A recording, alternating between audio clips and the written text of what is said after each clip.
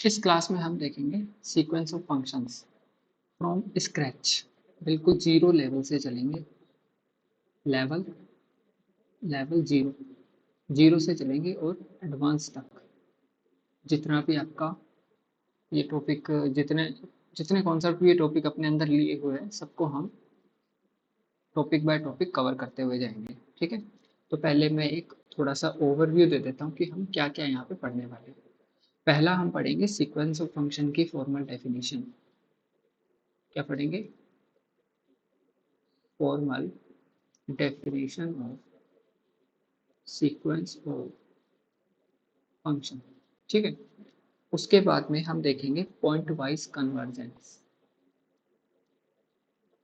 Point wise convergence को मैं ऐसे शॉर्ट में लिख रहा हूँ। ठीक है, थर्ड हम देखेंगे कुछ एग्जांपल्स और उसके बाद में हमारा आएगा uniform convergence. Uniform convergence of sequence of functions. देखो, सीक्वेंस ऑफ फंक्शंस के लिए ही तो यूनिफॉर्म कन्वर्जेंस होता है ना। बाकी हमारी जो सीक्वेंस ऑफ रियल नंबर्स होती है उनके लिए तो यूनिफॉर्म कन्वर्जेंस की जरूरत है ही नहीं। ठीक है, उसके बाद में कुछ वर्क एग्जांपल्स होंगे। देन हम देखेंगे थ्योरम 13.3.1, मतलब कॉची क्राइटेरिया। Cauchy criteria. ठीक है, कोची क्राइटेरिया के बाद में हम देखेंगे कुछ एग्जांपल्स, वर्क एग्जांपल्स, एंड उसके बाद में कुछ थ्योरम्स आएंगी। हम सारी थ्योरम्स को प्रूफ करते हुए चलेंगे। एंड उसके बाद में आएगा कॉन्सिक्वेंसेस ऑफ यूनिफॉर्म कन्वर्जेंस। ठीक है, फिफ्थ टॉपिक हमारा होने वाला है consequences of uniform convergence. Okay, ये फिफ्थ टॉपिक होगा आपका। उसके बाद में कुछ थ्योरम्स होंगी, कुछ कोरोलरी। देन उसके बाद में देखेंगे uniform convergence of a sequence of bounded functions. ठीक है, क्या देखेंगे? यूनिफॉर्म। अब मैं यूनिफॉर्म कन्वर्जेंस को ऐसे मैं सीधा यू सी लिख रहा हूँ। ठीक है, आप थोड़ा समझ जाना उसको। Uniform convergence of a sequence of bounded functions. Bounded functions का यूनिफॉर्म कन्वर्जेंस देखेंगे उसके सीक्वेंस का। ठीक है, उसके बाद में कुछ थ्योरम आएंगी। फिर उसके बाद में हम देखेंगे uniform convergence of a sequence of continuous functions. Continuous functions. ठीक है, सेम। ये माइक ऑफ कर लो प्लीज। ठीक है, एट्थ टॉपिक हम देखेंगे, यहाँ तक हो गया। फिर उसके बाद में कुछ थ्योरम्स आएंगे, कुछ वर्कड एग्जांपल्स आएंगे। ये मैं फॉलो कर रहा हूँ एस के मापा, जो जो एस के मापा के अंदर दिया हुआ है वो सारा करवाने वाला हूँ। उसके बाद में हम देखेंगे कुछ प्रूफ एंड कुछ थ्योरम्स। और फिर उसके बाद में एक आता है इंटीग्रेबल फंक्शन का यूनिफॉर्म कन्वर्जेंस ऑफ सीक्वेंस। तो इंटीग्रेबल फंक्शन के लिए हमें रीमान इंटीग्रेशन पढ़ना पड़ेगा। तो इस टॉपिक को हम अभी के लिए स्किप करेंगे, छोड़ेंगे नहीं। ठीक है, स्किप कर देंगे, इसको पोस्टपोन कर देंगे बात के लिए। ठीक है, रीमान इंटीग्रेशन पढ़ने के बाद में हम देखेंगे uniform convergence of a sequence of integrable functions. Okay, तो इस टॉपिक को हम यहाँ पे पोस्टपोन करते हुए चलेंगे। देन ये हमारा शायद लास्ट टॉपिक होने वाला है, uniform convergence of sequence of differentiable functions. ठीक है, इसके बाद में देखता हूँ कोई टॉपिक बचता है क्या इसमें। हाँ, उसके बाद में एक और है, uniform continuous, ninth topic. Uniform continuous of sequence of continuously continuously differentiable function. मतलब डिफरेंशिएबल होने के मतलब एक बार फिर से उसको डिफरेंशिएट किया जा सके। ठीक है, कॉन्टिन्यूसली डिफरेंशिएबल फंक्शन तो पता ही होगा ना आपको, तो उसका कन्वर्जेंस देखेंगे हम, uniform convergence of a sequence of continuously differentiable functions. Then इसके बाद में फिर आपके टॉपिक खत्म है, फिर हम एक्सरसाइज 24 करेंगे। एक्सरसाइज 24 अभी मेरे पास में 9th एडिशन है, और एक्सरसाइज 24 में टोटल क्वेश्चंस दे रखे हैं, क्वेश्चंस हैं 24 के 24 क्वेश्चंस भी हम करेंगे यहीं पे इसी क्लास में, मतलब डेली जो चलेगी, है ना। और आपके जो वर्क एग्जाम्पल्स हैं वो भी साथ में करते चलेंगे, ठीक है। और टारगेट रहेगा हमारा, टारगेट क्या रहना चाहिए, टारगेट रहेगा कि 17 से पहले पहले कर ले, बाय 17 मई, क्योंकि 17 मई को मैं करूँगा डीसी स्टार्ट। डीसी को हम इतना स्क्रैच से करेंगे कि आपने सिर्फ 10th पास कर रखी है तो भी आपको समझ में आ जाएगा। डीसी को हम करेंगे 0 से और एडवांस तक। 0 से जब हम शुरू करेंगे तो वो आईआईटी जैम भी बीच में आ जाएगा, और फिर वो एडवांस में जब जाएगा तो वो आईएसआई और टीआईएफआर जैसी एग्जाम्स भी आपके कवर हो जाएंगे। इस तरह से हम डीसी को करेंगे, और इसमें हम कोशिश करेंगे भर भर के क्वेश्चंस करवाने की, क्वेश्चन पे क्वेश्चन, क्वेश्चन पे क्वेश्चन। और मेरे साथ में अगर आप जुड़े हुए हो तो मैं इतने क्वेश्चन दूंगा करने के लिए, इतने क्वेश्चन दूंगा और इतने क्वेश्चन डिस्कस करवाऊंगा कि आप थक जाओगे। या तो आप मुझे छोड़ दोगे, आप मुझे लेफ्ट कर दोगे, मेरे ग्रुप को लेफ्ट कर दोगे, मेरी क्लासें देखना बंद कर दोगे, या फिर आप परेशान हो जाओगे कि यार ये आदमी है या पागल है, ठीक है। तो अगर आपको चाहिए सच में तो आप बने रहना। ये कुछ चीजें थी बताने वाली, वो मैंने बता दी। अब मैं स्टार्ट करने वाला हूँ सीक्वेंस ऑफ फंक्शंस। अच्छा, कौन बताएगा सीक्वेंस ऑफ फंक्शंस का मतलब क्या होगा? अगर हम इसको देखते हैं सिंपली, सीक्वेंस ऑफ फंक्शंस का मतलब क्या होगा?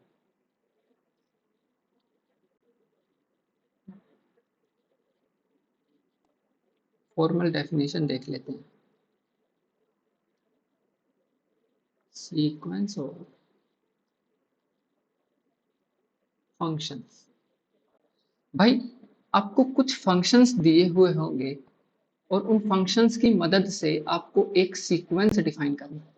कुछ f1 फंक्शन होगा, कुछ f2 फंक्शन होगा, कुछ f3 फंक्शन होगा, f4 होगा। इस तरह से बहुत सारे फंक्शंस आपके पास में होंगे। उन फंक्शंस की मदद से आपको एक सीक्वेंस डिफाइन करना है, उसी को हम क्या बोल देते हैं, सीक्वेंस ऑफ फंक्शंस। ठीक है, इतना क्लियर है। अब देखते हैं इसकी फॉर्मल डेफिनेशन जो कि आपकी बुक में दी हुई है। ठीक है, देखो, अगर आप लिखना चाहते हैं तो आप साथ के साथ लिखते चलिए, आपको बाद में प्रॉब्लम नहीं होगी।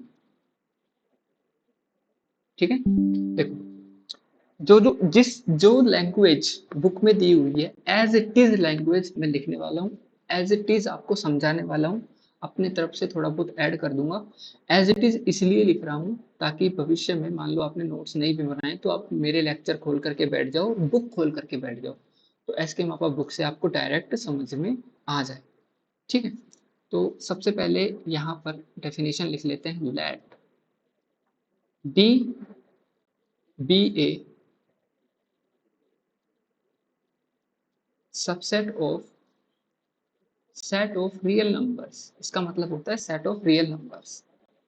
ठीक है, डी एक सबसेट है। अब सबसेट है सिर्फ इतना बोला है, प्रॉपर सबसेट है, इम्प्रॉपर सबसेट है, ये अभी नहीं बताया गया है।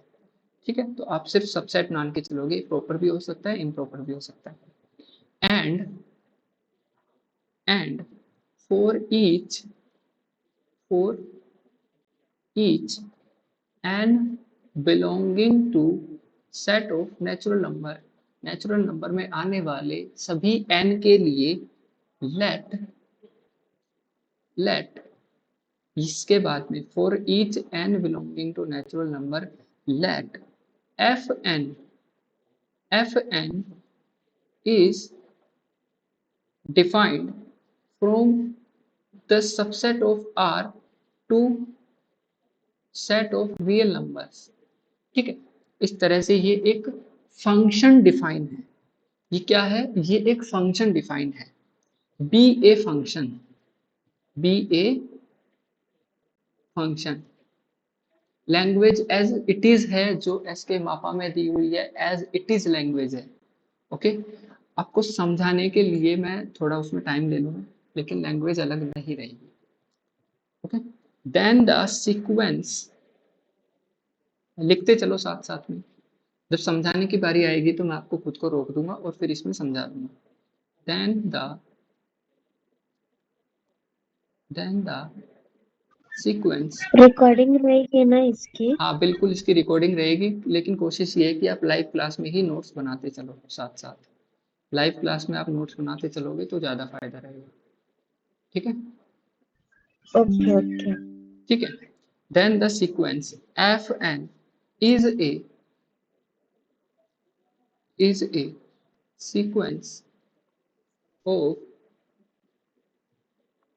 Sequence of functions on D to R. देखो इसका मतलब क्या है, एफ एन एक फंक्शन है, एफ एन क्या है, एक फंक्शन है। इस फंक्शन की मदद से हर एक एन के लिए जो कि इंडेक्स प्रोवाइड करेगा, हमें इंडेक्स कौन प्रोवाइड करता है, नेचुरल नंबर से हम इंडेक्स लेते हैं, इंडेक्स तो नेचुरल नंबर देता है ना। तो हर एक इंडेक्स के लिए f1 f2 f3 f4, जैसा कि मैंने यहाँ पर आपको बताया कि इस तरह से सीक्वेंस ऑफ फंक्शन बनता है, ये लिख रखा देखो f1 f2 f3 f4 इस तरह से। तो fn एक सीक्वेंस बनेगा, fn एक फंक्शन बनेगा, सॉरी fn एक फंक्शन बनेगा और fn एक सीक्वेंस बनेगा। सीक्वेंस किसका बनेगा, सीक्वेंस के अंदर आएगा क्या, फंक्शंस आएंगे। तो वो सीक्वेंस ऑफ फंक्शंस होगा, किसमें होगा, डी में होगा। अब ये डी क्या देगा, डी क्या देगा मुझे ये बताओ भाई। फंक्शन जो होता है, फंक्शन की प्रॉपर्टी होती है, फंक्शन क्या करता है मुझे बताओ, फंक्शन क्या करता है, ए फॉर एप्पल से कुछ उठाता है और बी फॉर बॉल में कुछ भेज देता है। मतलब डोमेन में से कुछ इनपुट लेता है और को डोमेन में वो कुछ आउटपुट दे देता है ना। फंक्शन का काम क्या होता है, फंक्शन का काम यही तो होता है कि डोमेन से कुछ उठाया और को डोमेन में कुछ भेज दिया, डोमेन से कुछ उठा करके को डोमेन कुछ भेज दिया। तो यहाँ पर आपका जो सीक्वेंस ऑफ फंक्शन डिफाइन होगा वो किस में डिफाइन होगा, वो डोमेन में ही तो डिफाइन होगा ना। अब डोमेन क्या प्रोवाइड करेगा, डोमेन एन प्रोवाइड करेगा या फिर फंक्शन के अंदर होने वाले इनपुट प्रोवाइड करेगा, बताओ मुझे क्या प्रोवाइड करेगा। डी, डी एक डोमेन है, क्या प्रोवाइड करेगा, इनपुट प्रोवाइड करेगा ना। तो हम एफ एन को हम क्या लिखते हैं, एफ एन को एफ एन नहीं लिख करके हम क्या लिखते हैं, एफ एन एक्स। और जो ये एक्स है ना, ये आएगा कहाँ से, डोमेन में से। अभी हम इसको फर्दर डिफाइन करेंगे। ठीक है, तो एक एक चीज को आप ध्यान से समझते जाओ और करते जाओ। यहां तक किसी को कोई डाउट, किसी को भी किसी भी तरह का कोई डाउट हो तो बेझिझक पूछ सकता है, कोई प्रॉब्लम नहीं है। ठीक है, ओके ओके। अब यहां पर डी को बताया गया है, D is set to be, D is set to be the domain of the sequence, domain of the sequence of function, sequence of function, sequence of function या फिर sequence of functions, बहुत सारे functions होंगे ना भाई उस sequence के अंदर। ठीक है, sequence of functions f n. Okay, in particular अब जो डी है, डी डी डोमेन है, वो क्या क्या हो सकता है, डी हो सकता है may be closed interval, may be closed interval. ठीक है, अभी सीक्वेंस जब हम बनाते हैं तो सीक्वेंस भी हम जैसे डिफाइन करते हैं, तो किस तरह से डिफाइन करते हैं भाई, सीक्वेंस कैसे डिफाइन करते हैं, एन टू आर डिफाइन करते हैं सीक्वेंस को। यही तो डिफाइन करते हैं ना, बोलो भाई। सीक्वेंस को आप कैसे डिफाइन करते हो? सीक्वेंस को आप n to r ही तो डिफाइन करते हो।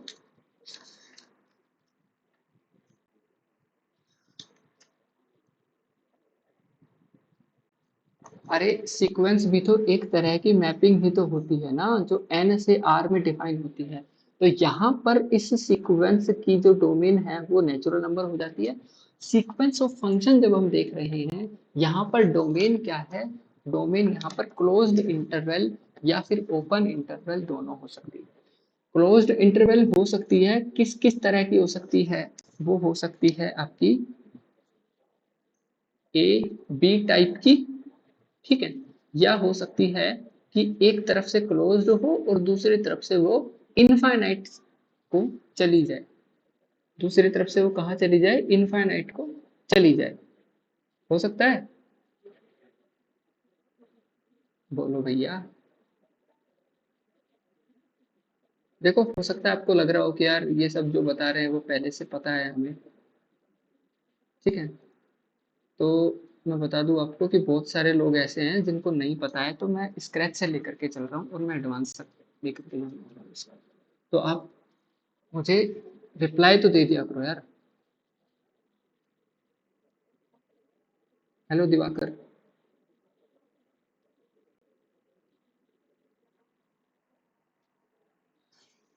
Diwakar, am I Audible?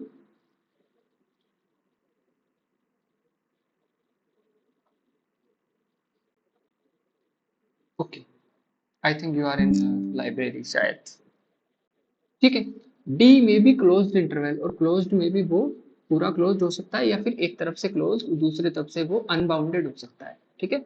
और डी में भी डी में भी open interval, open interval open interval में वो ए बी टाइप का हो सकता है, या फिर एक तरफ से ओपन और दूसरी तरफ से अनबाउंडेड हो सकता है, ठीक है। इतना समझ में आया? अभी हम आगे क्या लिखेंगे? To each to each x naught जो कि बिलोंग करते हैं उस पर्टिकुलर डोमेन में जो हमने सेलेक्ट किया है, the sequence fn gives rise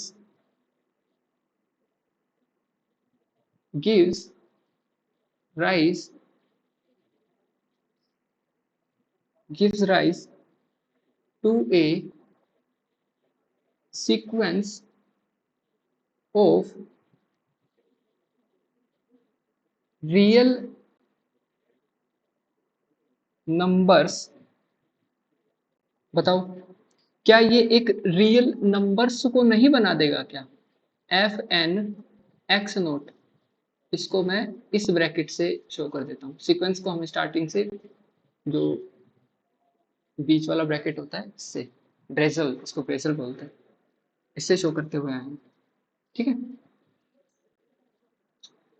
to each, जो डोमेन के अंदर हर पॉइंट, जितने भी पॉइंट डोमेन के अंदर हैं उनके लिए sequence f n gives rise to a sequence to real numbers.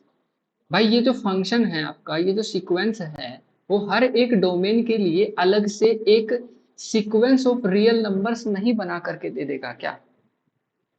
अब इसको समझने के लिए मान लो आपने वन को उठा लिया डी में से, तो आपका फंक्शन कैसा बन गया? आपका फंक्शन बन गया f11 f21 f31।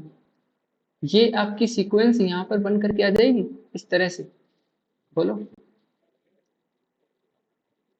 इस तरह से आपकी सीक्वेंस बन करके आ जाएगी। अगर आपने टू को उठा लिया डोमेन में से, तो आपका फंक्शन कैसे, आपकी सीक्वेंस कैसी बन करके आ जाएगी? आपकी सीक्वेंस बन करके आ जाएगी F2 F12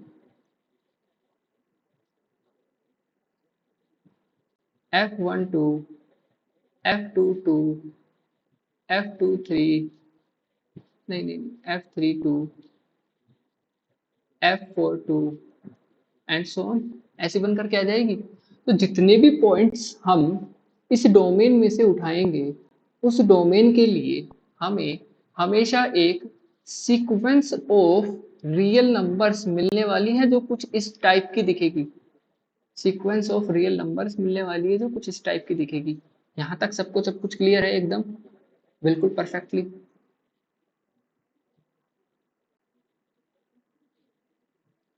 यहाँ तक सब कुछ क्लियर है क्या? अभी तक जो आपको बताया है वो क्लियर है क्या सीक्वेंस ऑफ फंक्शन में? ठीक है,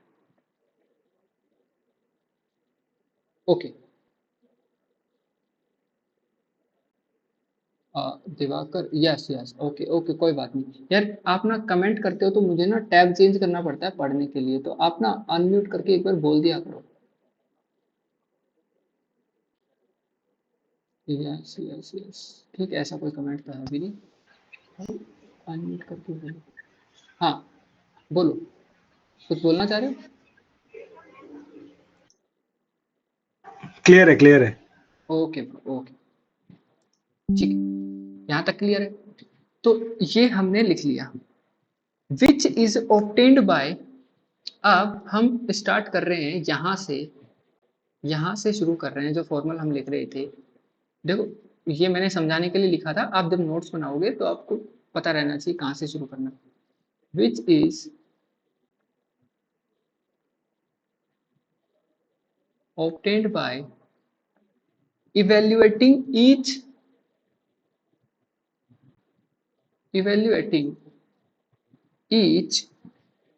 f and each function at x note. भाई यही तो किया ना हमने।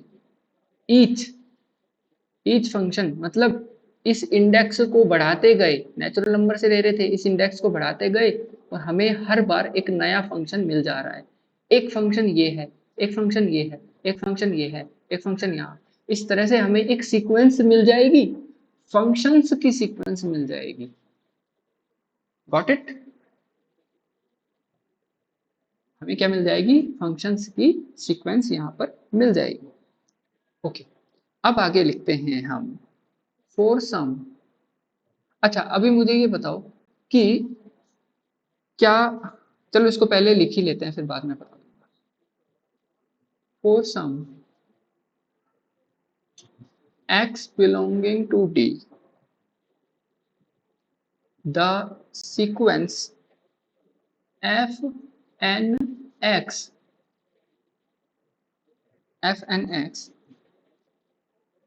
में कन्वर्स, इसको मैं शॉर्ट में लिख रहा हूं, में converges to a limit and also for some x belonging to D may not converse। बोलो भाई। भाई ये जो x है ये हम डोमेन से उठाएंगे, तो डोमेन से जब भी हमने x का सिलेक्शन किया, पहली बात देखो, डोमेन से जब भी हमने x का सिलेक्शन किया तो डोमेन क्या देगा? हमें इनपुट प्रोवाइड करेगा, और उस इनपुट की मदद से हम हर फंक्शन को बना करके, बहुत सारे फंक्शंस बना करके एक सीक्वेंस बनाएंगे। ठीक है, वो सीक्वेंस जरूरी है क्या कि कन्वर्ज कर जाए? नहीं है ना, वो डाइवर्ज भी तो कर सकती है। तो कुछ एक्स के लिए वो जो सीक्वेंस है वो कन्वर्ज कर सकती है, कुछ एक्स के लिए वो जो सीक्वेंस है वो डाइवर्ज कर सकती है। तो ये किस पर डिपेंड करेगा? डिपेंडिंग ऑन एक्स, जो कि हम कहां से लेंगे? जो कि हम लेंगे हमारे डोमेन से।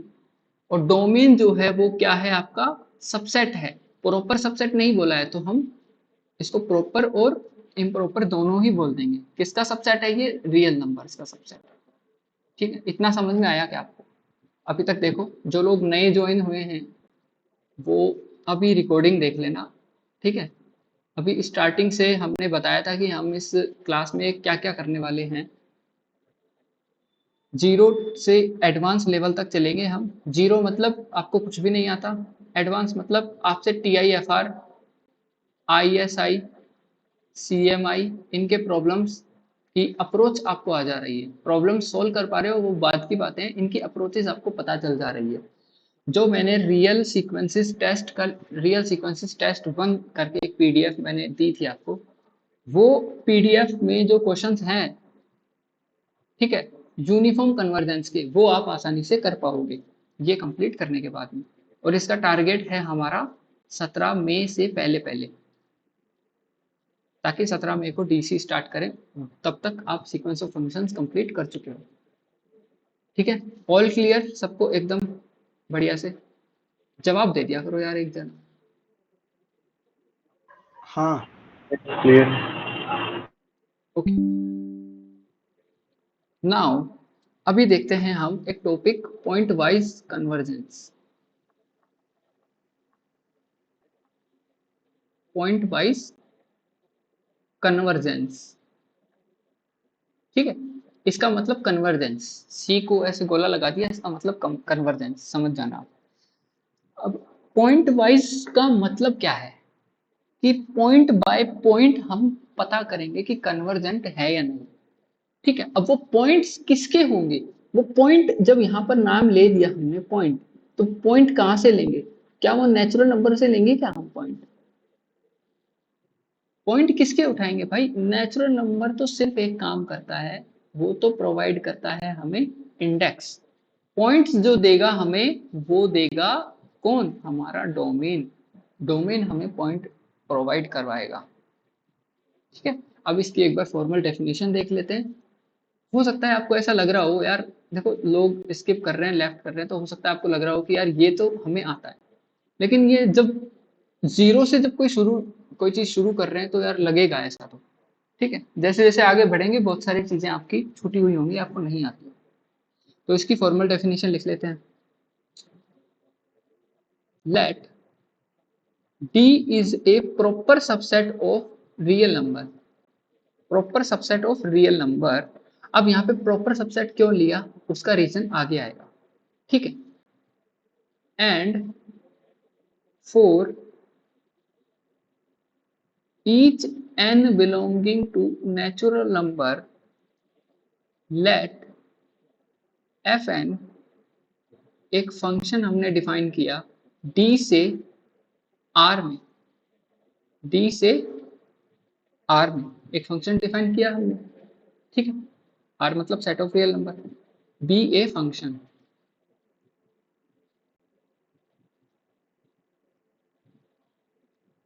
Okay, the sequence of functions, the sequence of functions fn said to be point-wise convergence, point-wise convergent, ठीक है, convergent on D। ये जब भी हम बात करेंगे, ये किसके ऊपर बात करेंगे? हमारे डोमेन के ऊपर बात करेंगे, क्योंकि यहाँ पे फंक्शन की बात की जा रही है। ओके,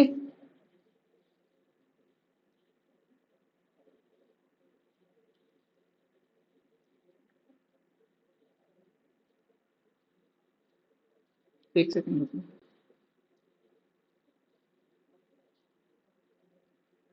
ठीक, ठीक है, कन्वर्जेंट ऑन डी इफ ये पॉइंट वाइज कन्वर्जेंट होगा उस इंटरवल में, उस इंटरवल डी में, इफ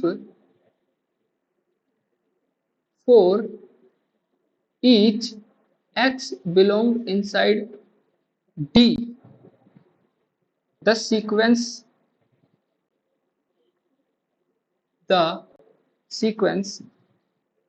fnx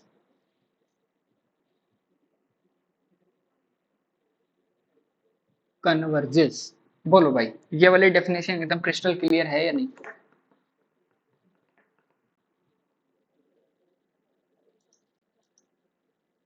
ये वाली डेफिनेशन एकदम क्रिस्टल क्लियर है या नहीं? इसके हम देखेंगे टोटल नंबर ऑफ 10 एग्जाम्पल्स इसके देखेंगे। पॉइंट वाइज कन्वर्जेंस के 10 एग्जाम्पल्स आपको मैं दिखाने वाला हूं।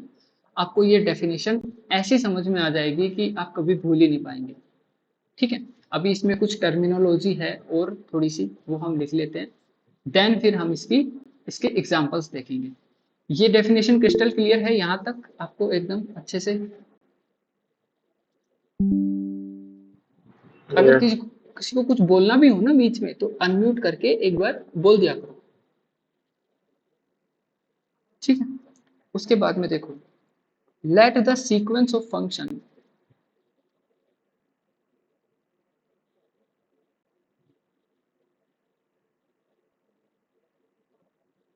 let the sequence of functions fn be pointwise convergent, be pointwise convergent on what?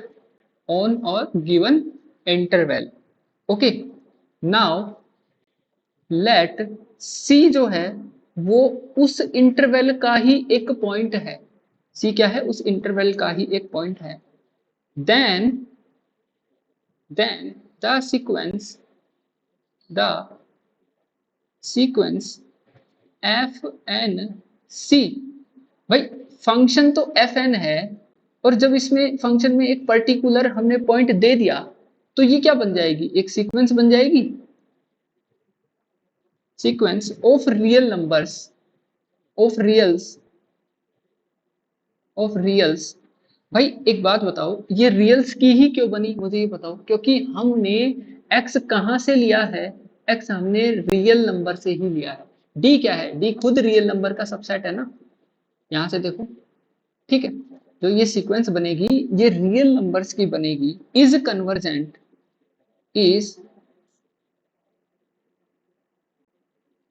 Convergent, ठीक है।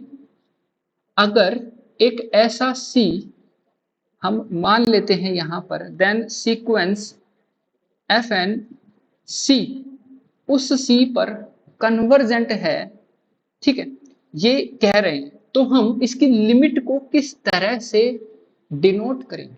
इसकी लिमिट को हम किस तरह से डिनोट करेंगे वो मैं लिखने वाला हूं। लेट लिमिट, जैसे हम सीक्वेंस की लिमिट लगाते थे, limit f n c is equal to small l c, इस तरह से हम इसकी लिमिट को डिनोट करने वाले हैं। ठीक है, अभी मुझे एक छोटी सी चीज बताओ कि जब आपका कोई सीक्वेंस ऐसे चलता था 1 2 3 4, इस तरह से जब सीक्वेंस हम पढ़ते थे, तो वो सीक्वेंस किसी लिमिट एल को कन्वर्ज करता था, तो वो एल क्या आता था?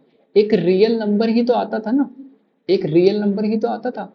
अभी जब हम सीक्वेंस ऑफ फंक्शन देखेंगे, तो सीक्वेंस ऑफ फंक्शन में जब ये सीक्वेंस कन्वर्ज करेगी, तो ये सीक्वेंस किसी रियल नंबर को कन्वर्ज करेगी या फिर एक फंक्शन को कन्वर्ज करेगी? भाई इसके अंदर है क्या? इस सीक्वेंस में फंक्शन ही तो है ना, तो ये जब कन्वर्ज करेगी तो किसी एक फंक्शन को ही तो कन्वर्ज करेगी ना। उस फंक्शन, वो जो फंक्शन है, उस फंक्शन की सी पर वैल्यू, उस फंक्शन की सी पर वैल्यू जब हम देखेंगे तो उसी को हम एलसी बोल देंगे। उसी को हम क्या बोल देंगे? एलसी। ये बात बताने की कोशिश कर रही है ये जो लाइन मैंने अभी लिखी है। ठीक है, ये समझ में आया इतना? Got it? ठीक है, ओके।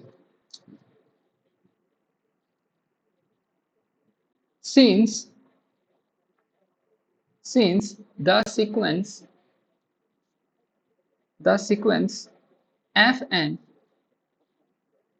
fn is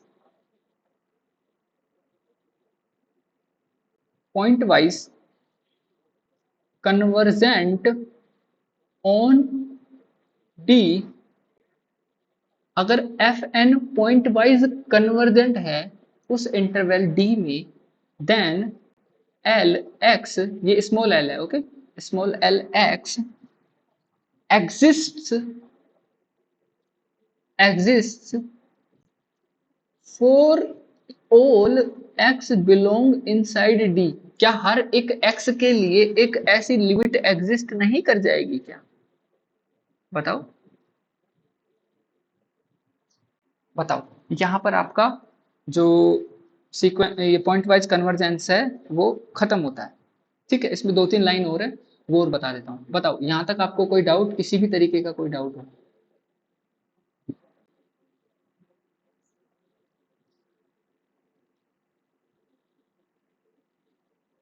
ठीक है, आगे चलते हैं, चलो।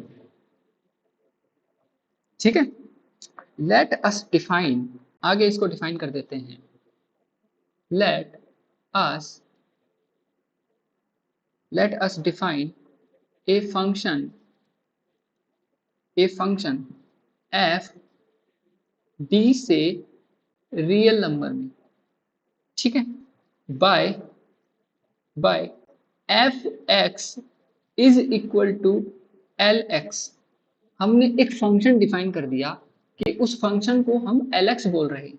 जो लिमिट आपका जो हर x की वैल्यू के लिए जो आपका lx एग्जिस्ट कर जा रहा था, उस सीक्वेंस के अंदर उस lx को आप क्या बोलोगे? एक फंक्शन ही तो बोलोगे ना, क्योंकि उस सीक्वेंस में है क्या, बहुत सारे फंक्शंस। तो किसी एक फंक्शन को ही जाकर के कन्वर्ट कर जाएगी वो sequence. Got it?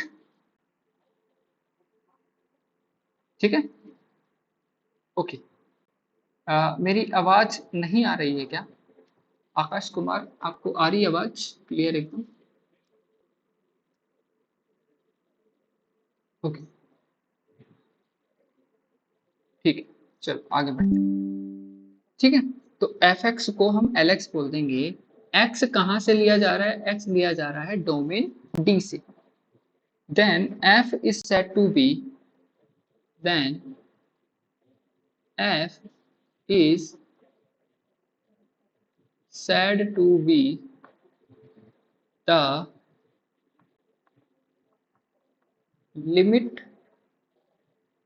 limit function, क्या बोल देंगे उसको? Limit function of the sequence f n on D. भाई उस एलेक्स को हम क्या बोल देंगे? Limit function. क्या बोल देंगे उसको? Limit function. In this case we also say that sequence fn जो है आपका, fn वो कहाँ कन्वर्ज कर रहा है? f को कन्वर्ज कर रहा है, किसी एक फंक्शन को कन्वर्ज कर रहा है। तो हम इस केस में हम क्या बोल सकते हैं कि आपके जो f है वो बराबर हो जाएगा लिमिट ऑफ fn, बोलो भाई, ऑन डी। बोलेंगे ना? ऑन डी, इनका यही तो मतलब हुआ, यही तो मतलब हुआ। समझ में आया इतना? यहां तक कोई डाउट किसी को, किसी भी तरीके का?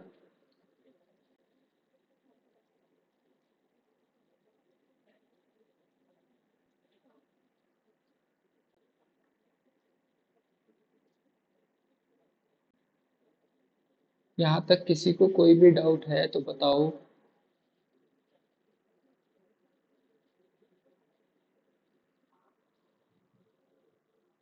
ठीक है, अभी देखते हैं इसके examples.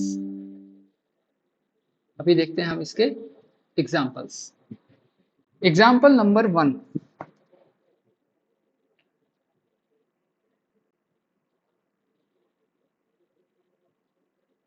Example number 1,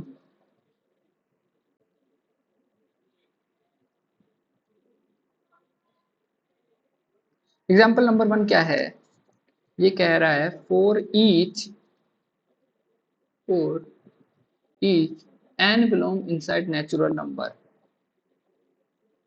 let fn जो है वो r से r में डिफाइन है। ठीक है, be a function on r। ये fn जो है ये r से r में डिफाइन है, एक फंक्शन है ऑन r। ठीक है, defined by f N x is equal to x power n, और यहाँ पर हम x को बिलोंग करवा देते हैं रियल नंबर। अभी आप एक बात बताओ मुझे, अभी जो लोग छोड़ करके चले गए ना, वो लोग ये कॉन्सेप्ट नहीं समझ पाएंगे। जिनको आता है उनकी तो बात अच्छे से है, उनको तो बढ़िया है, कोई दिक्कत नहीं है। लेकिन अभी यहाँ पे असली कॉन्सेप्ट स्टार्ट होएगा। देखो x जो है, x वो किस किस वैल्यू पर इस सीक्वेंस को कन्वर्जेंट बना देगा, बताओ। x की जो कौन कौन सी ऐसी वैल्यूज हैं जहां पर अगर x की जगह हम वो वैल्यूज रखें तो ये सीक्वेंस ऑफ फंक्शन कन्वर्जेंट बन जाएगा, बता सकते हो आप?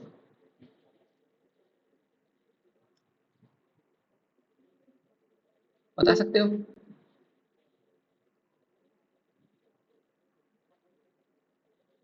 हाँ, Akash Kumar you can say 0 1, बिल्कुल सही है। 0 1 ही जरूरी है क्या? क्या -1 से 1 नहीं हो सकता? हाँ रंजीत कुमार, एग्जैक्टली, ठीक है। -1 से 1 में जब हम इसकी वैल्यूज लेंगे तो हम एक कॉन्सेप्ट जानते हैं, क्या जानते हैं कि r पावर n जो है 0 को चला जाता है अगर इसमें लिमिट लगाई जाती है इंफिनिटी पर, और अगर r की वैल्यू हम 1 से छोटी ले लेते हैं। 1 से छोटी का मतलब क्या है? -1 से 1 के बीच में अगर हम r की वैल्यू ले लेते हैं तभी ये ट्रू होता है। तो अब x के ऊपर बाउंडेशन आ गई, ठीक है, x के ऊपर बाउंडेशन आ गई, तो x के ऊपर क्या बाउंडेशन आ गई कि x को हमें लेना पड़ेगा -1 से 1 के बीच में, -1 से 1 के बीच में हमें लेना पड़ेगा। लेकिन आप मुझे ये बताओ कि क्या ये इन इसके बीच में जो वैल्यूज हैं उसके अलावा भी किसी पॉइंट पर कन्वर्ज कर सकता है क्या?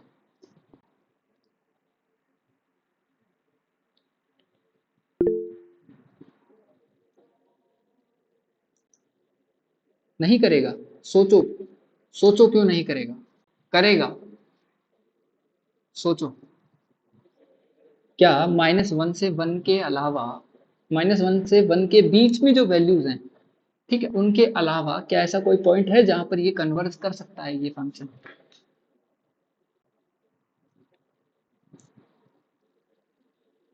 भाई आप x की जगह एक बार 1 रख दो, तो 1 रखते ही ये सीक्वेंस ऑफ फंक्शन कहाँ चला जाएगा? 1 1 1 1 1 1 1 को कन्वर्ज कर जाएगा, ठीक है।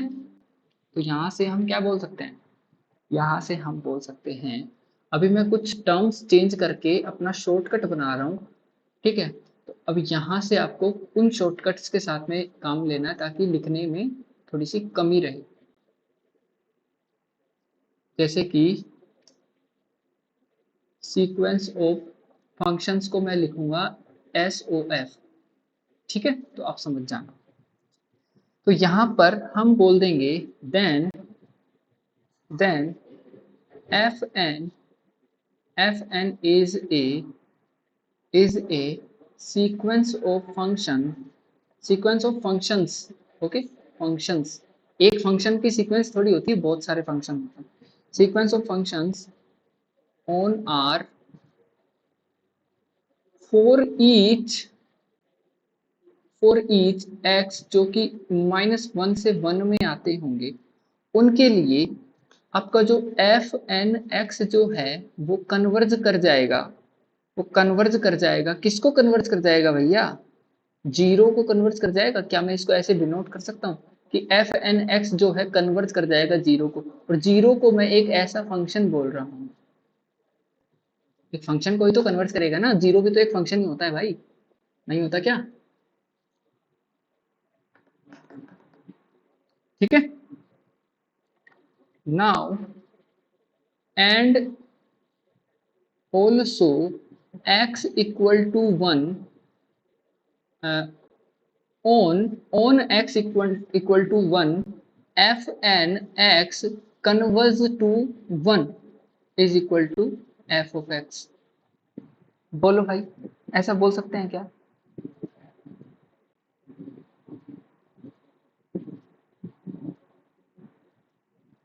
बोलो भाई बोलो, ऐसा बोला जा सकता है क्या कि फंक्शन जो है 1 को कन्वर्ट कर गया जब x की वैल्यू हमने 1 ली? ठीक है, ओके। नाउ अब हम क्या करेंगे, अब हम इसके पॉइंट वाइज कन्वर्जेंस देखेंगे कि किस किस पॉइंट पर ये कन्वर्ज कर रहा है। Therefore the sequence of function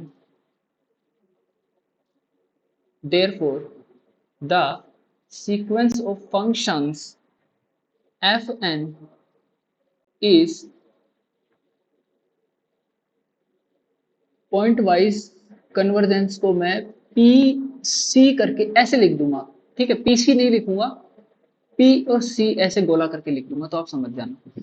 then therefore the sequence of function fn is pointwise convergence, pointwise convergent on, क्या इसको -1 नॉट इंक्लूडेड एंड 1 इंक्लूडेड ऐसे लिखा जा सकता है? And Yes. The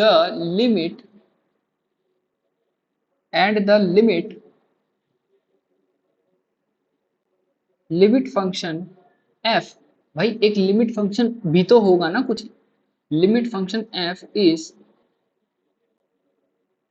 defined by f of x is equal to 0 आएगा अगर x की वैल्यू आ जाए -1 से और 1 के बीच में, 1 आएगा अगर x की वैल्यू आ जाए 1।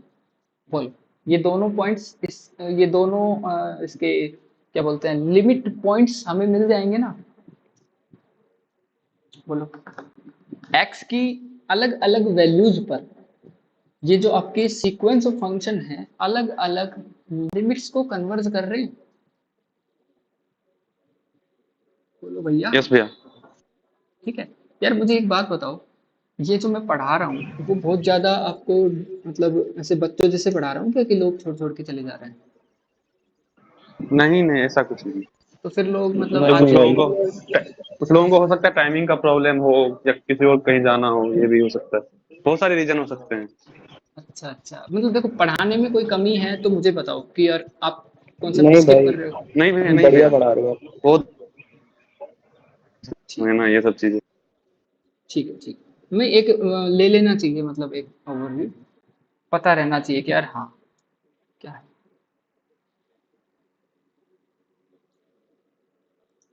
ठीक है, अब हम देखते हैं एग्जाम्पल नंबर 2। अभी मुझे ये बताओ कि पॉइंट वाइज कन्वर्जेंस जो है वो, उसमें जो डोमेन होता है, डोमेन आपका प्रॉपर सबसेट होता है ना उसके अंदर?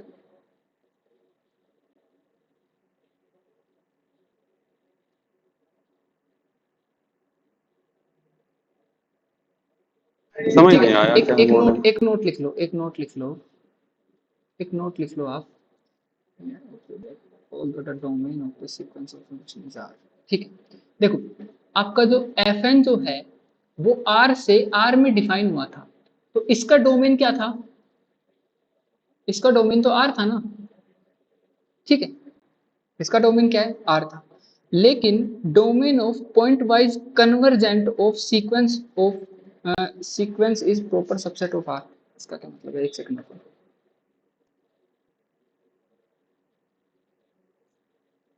ठीक है, देखो पॉइंट वाइज कन्वर्जेंट जो सीक्वेंस होगी,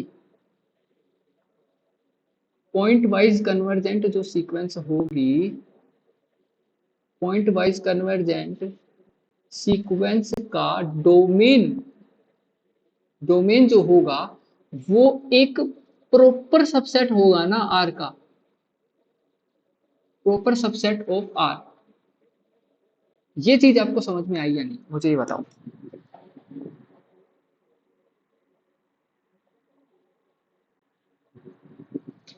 भैया कुछ पॉइंट्स ही तो प्रॉपर हो। सबसेट होना जरूरी है क्या? हाँ यही तो बात है ना, असली असली बात यही है आपने जो बोला।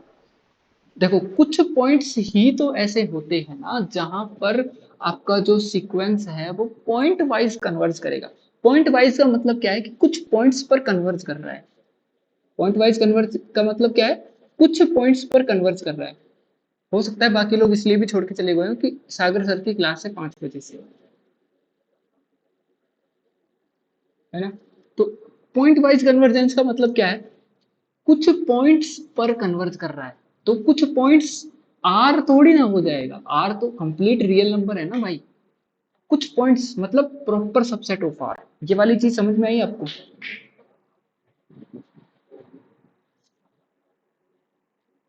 भैया आप ही तो बताए थे कि all the point points can हाँ सारे पॉइंट पे कन्वर्ज करेंगे।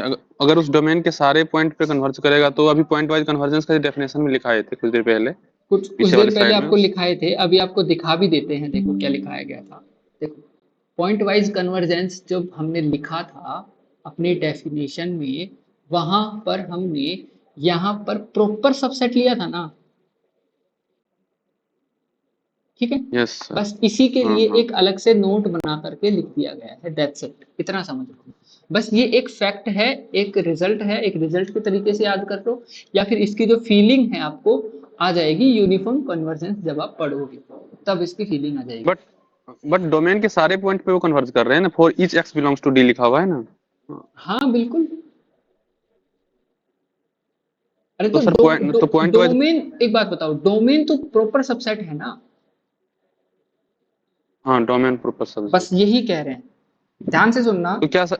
द हाँ domain of pointwise convergence of the sequence is a proper subset of R. अब समझ में आया?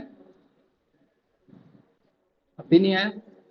भाई डी को फिर आर भी तो ले सकते हैं हम। डोमेन को डी को आर रियल नहीं, नंबर। डोमेन को आर अगर हम ले लेते हैं तो फिर वो पॉइंट वाइज कन्वर्जेंस नहीं हो पाएगा वहां पर, ठीक है।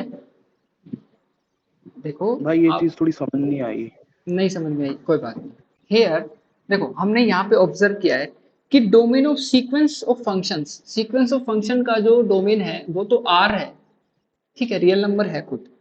लेकिन domain of pointwise convergence of sequence, अब पॉइंट वाइज कन्वर्जेंस जब सीक्वेंस करेगी तो कुछ एक्स की वैल्यूज पर ही तो करेगी ना। एक्स की वैल्यू कहां से कहां तक जा रही है, ये है। ये क्या, ये जो इंटरवल है, ये इंटरवल एक प्रॉपर सबसेट नहीं है क्या रियल नंबर का? यही एक फैक्ट एक सर। नोट के रूप में लिखाया गया है, दैट्स इट। यस। नाउ आप बताओ समझ में आया? हाँ अच्छा हाँ। आप मतलब दैट ये इज कह फॉर रहे हो दिस कि एग्जांपल नो। यस। अच्छा मतलब आप ये कह रहे हो कि मतलब वो कन्वर्जेंट पॉइंट वाइज कन्वर्जेंट मतलब किसी एक डोमेन मतलब कोई पर्टिकुलर डोमेन मतलब जो रियल नंबर का कोई प्रॉपर सबसेट है उसके उसके लिए होगा। बट ऐसा नहीं हो सकता कि पूरे ही रियल नंबर में वो क्या कहते हैं कि वो हो जाए मतलब कन्वर्जेंट हो पॉइंट जाए? वाइज कन्वर्जेंट हो जाए। पॉइंट वाइज नहीं, फिर मतलब उसको हम पॉइंट कन्वर्जेंट हो वाइज जाए। कन्वर्जेंट नहीं बोलेंगे, फिर हम उसको और कुछ बोलेंगे, तो हम आगे बढ़ेंगे, ठीक है। Yes point sir. Wise convergent का मतलब होता है हाँ हाँ, ये कुछ, डेफिनेशन से ही ये चीज आ रही है। ये डेफिनेशन से ही यही चीज आ रही है कि आर के किसी प्रॉपर सबसेट के लिए ऐसा कहा जा सकता है, ठीक है। Got it? और okay done done. Point yes wise sir. Convergence अगर आप अच्छे से समझ जाओगे तो यूनिफॉर्म कन्वर्जेंस को समझने में प्रॉब्लम नहीं आएगी। बहुत मक्खन समझ में आएगा आपको, एकदम स्मूथली समझ में आएगा, ठीक है। यस भैया। रियल को पढ़ने का यही तो मजा है कि हम जब बेसिक सीख जाते हैं तो हमें अ, अच्छे से आ जाता है। आप में से कितने लोग एमएससी कर चुके, एक बार बताएंगे मुझे? ओके, बस एक है। ओके, आकाश कुमार आप भी। बस 2 लोगों ने अभी तक एमएससी की है, ठीक है। बाकी लोग मतलब कोई ऐसे इंटीग्रेटेड पीएचडी के लिए प्रिपरेशन कर रहे हो क्या? भाई मेरे को ऐसे एमएथ के लिए करना था। अच्छा अच्छा अच्छा अच्छा, ठीक है ठीक है। चलो देखते हैं। हाँ रंजीत क्या कह रहे हो? फिर भाई वो ऐसे ही गलती से हो गया था। ओके ओके ओके, देखो अगला एग्जांपल देखो, ये वाली चीज समझ गए, नोट में जो लिखा था मैंने शॉर्ट में बता दिया। हाँ हाँ हाँ, ठीक, ये समझ गया। अगला एग्जांपल देखो भाई, हमारी वीडियोस में हो सकता है फॉल्ट हो, लेकिन हमारे कॉन्सेप्ट में आपको कहीं भी फॉल्ट नहीं मिलेगा। अगर फॉल्ट मिला तो हम उसको ऐसे बोल देते हैं, कल ही ऐसा हुआ था। कल की क्लास में कौन था जो हम क्वेश्चन में अटक गए थे? कल की क्लास हाँ में आप थे ना मिस्टर सुजीत, वो क्वेश्चन में अटक गए थे हम, तो हमने क्या बोला कि यार इस क्वेश्चन को कल करेंगे। भाई हाँ हाँ, हमने डायरेक्ट बोल दिया कि हम कल करेंगे इस क्वेश्चन को, सीधा। ठीक है, तो आप साथ में बने रहो, हम अच्छे से कॉन्सेप्ट को क्लियर करते हुए चलेंगे, आपको कहीं भी कोई दिक्कत नहीं आने वाली है। Example number 2, question number 2, sorry, अरे एग्जाम्पल है, हाँ,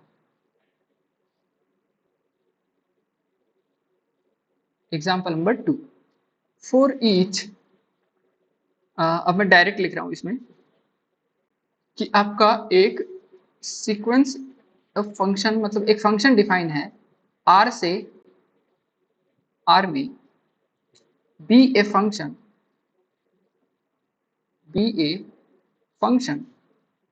ऑन आर, ऑन आर। ये ऑन आर क्यों लिखते हैं भाई हम? मुझे ये बता दो एक बार, आप ऑन आर क्यों लिखते हैं?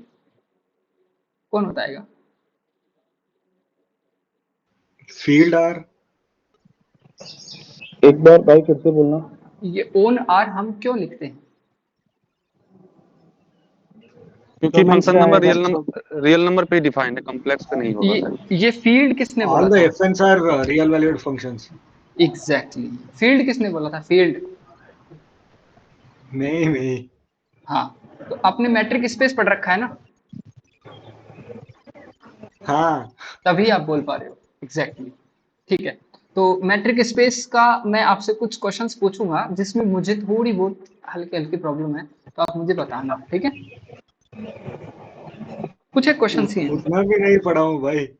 क्या? I didn't study that well. Okay तो ओके ओके ओके, कोई बात नहीं, हम साथ में मिलके पढ़ आई लेंगे। Will try. Okay okay okay, ठीक है।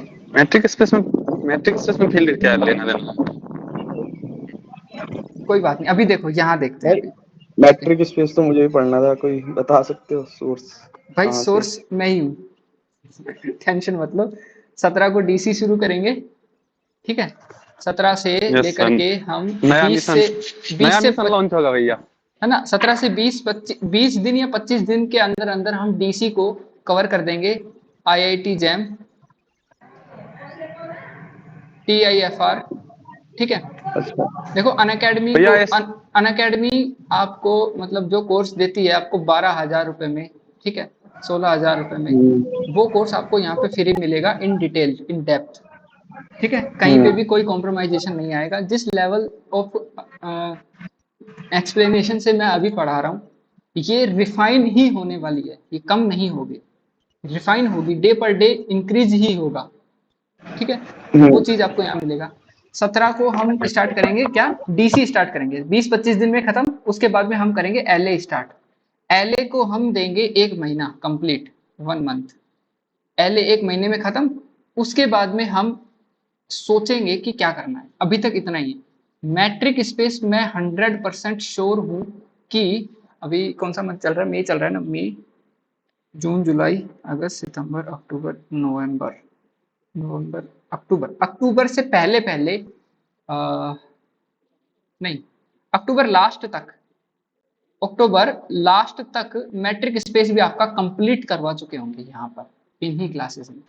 भैया पहले रियल करवा देते हैं ना मैट्रिक स्पेस से पहले, लाइक जो सीरीज वाला टॉपिक बचा हुआ है, सीरीज ऑफ फंक्शन इसके जस्ट सब्सिक्वेंट होगा, मतलब सीक्वेंस ऑफ फंक्शन के बाद सीरीज ऑफ फंक्शन भी आएगी, भाई वो सब सीरीज ऑफ टॉपिक करवा फंक्शन के। तो है, सीरीज ऑफ फंक्शन के लिए हमें पहले सीरीज पढ़ना पड़ेगा। तो पहले हम ऐसे कर लेते हैं कि डीसी के तुरंत बाद एलए ना करके हम सीरीज ही शुरू कर देते हैं। सीरीज हाँ हाँ, सीरीज यस। कंप्लीट करके फिर सीरीज ऑफ फंक्शन कर लेते हैं, फिर एलए कर लेंगे। तो हाँ फिर हाँ, रियल एनालिसिस सारी एक साथ हो। अक्टूबर लास्ट जब हम मैट्रिक स्पेस को बोल रहे हैं, मैट्रिक्स नहीं मैट्रिक स्पेस, है ना? तो अक्टूबर लास्ट पे फिर हम नवंबर लास्ट में पहुंच जाएंगे, हम 1 महीना डिले कर देंगे उसको, ठीक है? तो ऐसा कुछ मतलब अब रफ शेड्यूल बनाया है, अभी इतना कुछ फिक्स नहीं है। बाकी मेरे साथ में बने रहो, आपको नुकसान नहीं होने दूंगा, आपके टाइम का नुकसान नहीं होगा।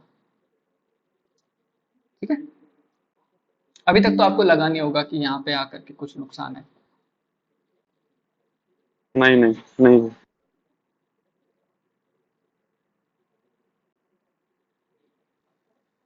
इसको क्यों मिटाया जा रहा है? देखो, अगला फंक्शन दे रखा है आपको, आर से आर में डिफाइन है ओन आर। ओन आर का मतलब है कि हम उठा भी इनपुट भी आर से ले रहे हैं और आर में ही दे रहे हैं फंक्शन को। ओन आर का मतलब किसने बताया था अभी? सब कुछ आर के अंदर ही हो रहा है, फंक्शन आर में ही है। डिफाइंड बाय, फंक्शन कैसे डिफाइन है? F N x is equal to X by N, ठीक है, जहां पे x बिलोंग कर रहा है रियल नंबर में। Okay, then fn is a function of sequence of function on R, okay, for each converges to 0. Okay, अभी मुझे ये बताओ कि x की कौन कौन सी ऐसी वैल्यूज हैं, कौन कौन सी ऐसी वैल्यूज हैं x की जहां पर ये जो सीक्वेंस ऑफ फंक्शन है ये कन्वर्ज कर जाएगा किसी एक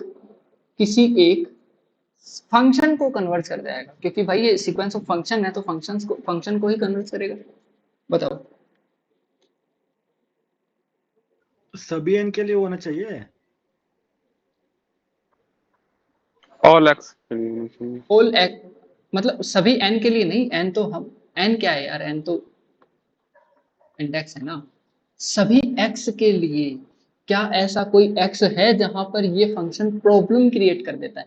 प्रॉब्लम का मतलब होता है 1/0 टाइप बना देना। मैथ्स नहीं में नहीं एक ही नहीं, तो प्रॉब्लम होती है, यही तो प्रॉब्लम होती है मैथ्स में, और क्या प्रॉब्लम है? All x. ऑल एक्स के लिए, ठीक है, ऑल एक्स के लिए ये जो फंक्शन है आपका, सीक्वेंस ऑफ फंक्शन है, ये क्या कर जाएगा? कन्वर्ज कर जाएगा। तो हम इसको कैसे लिख सकते हैं? F N x is converging to zero, zero is equal to F of X. हमने इसको बोल दिया लिमिट फंक्शन। इसको नाम दिया था ना हमने अभी, क्या नाम दिया था इसको? लिमिट, लिमिट फंक्शन, ठीक है। और ये ट्रू होगा for all x belong inside natural number. Okay, तो गॉट फिर इट? भैया ये pointwise no, this convergence is होगा? Not pointwise convergent. ये पॉइंट वाइज कन्वर्जेंट होगा।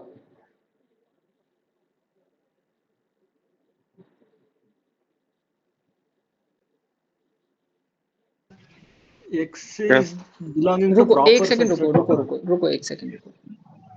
भाई एक बार ये वाली चीज बताना, ये क्वेश्चन, क्योंकि नेटवर्क इशू हो गया था।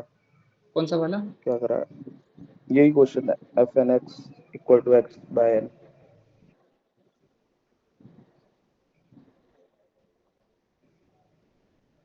हेलो, एक सेकंड, ये जो, सॉरी मैंने एक गलती हो गई है ना, ये जो हमने नोट लिखा है ना, ये नोट, ये नोट हमेशा ट्रू होना जरूरी नहीं है, हमेशा ट्रू नहीं होगा। ओके, अभी ठीक है, अभी अभी अभी आपको दोबारा रिफाइन करो, एक कॉन्सेप्ट को फिर से रिफाइन करो, सॉरी थोड़ा सा मिस्टेक हो गया इसमें।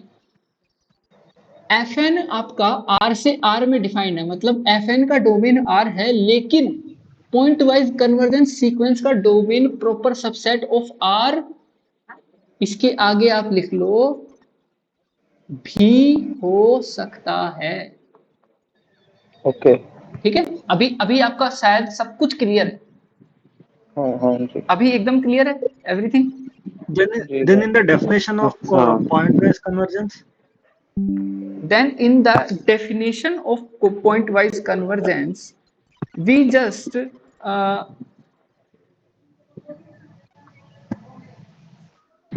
वहां पर wait, ये करेक्शन करना पड़ेगा कि जो प्रॉपर सबसेट है वो not proper necessarily or proper subset हो। improper. एक सेकंड रुको, एक सेकंड रुको, इसी में कहीं ना कहीं कुछ ना कुछ निकल के आएगा, रुको एक।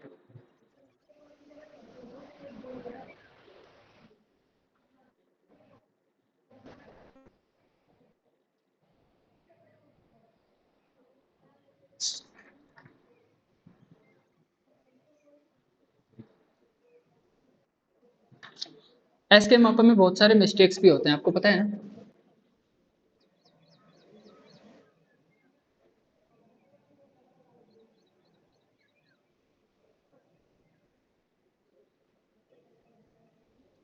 हेलो, सुन रहे हो मेरी बात? हाँ भैया। एस के मापा में हाँ, हाँ। मिस्टेक्स भी होते हैं भैया, ठीक है। इसको एक बार ऐसा करते हैं, इसको बार्टल में भी देखेंगे क्या डेफिनेशन है। शायद डेफिनेशन में ही गड़बड़ है, डेफिनेशन में ही यहाँ पर हाँ। ये प्रॉपर सबसेट नहीं होगा इसका, ये सबसेट ही हो, यस भैया, मुझे भी ठीक यही है। लगता है, प्रॉपर नेसेसरी नहीं है। हाँ। प्रॉपर कई नेसेसरी बुक्स नहीं। जो है ना, कई बुक्स जो है ना वो प्रॉपर सबसेट का जो हम साइन बनाते हैं ना, हाँ उसे सिर्फ हाँ सबसेट का साइन लेके चलती हैं, तो हाँ हाँ हाँ हाँ शायद हाँ। वो चीज हो सकती है। हाँ, ये हो सकता है, बिल्कुल बिल्कुल। हमने शायद इसको गलत अंडरस्टैंड कर लिया, इसको हमने गलत अंडरस्टैंड कर लिया। ये प्रॉपर सबसेट नहीं होगा, ये सबसेट होगा बस। अब सबसेट में कंप्लीट आर भी आ सकता है। अभी देखो, मैथ्स हाँ में हाँ हाँ। मैथ्स में क्या होता है ना, हम कोई गलती कर देते हैं ना, लेकिन मैथ्स गलती नहीं करती। हम सोल्व करते जाते हैं हमारी गलती खुद ही निकल जाती है। और आपको पता है, ये जो मैं बता रहा हूँ, ये एक तरीका भी तो है सोल्व करने का questions, contradiction, proof by contradiction. हमने गलती कर दी, हमने यहाँ पर प्रॉपर सबसेट मान लिया था, लेकिन हमारी गलती यहाँ पर सुधर गई आगे जा करके। ये है beauty of maths. Got it?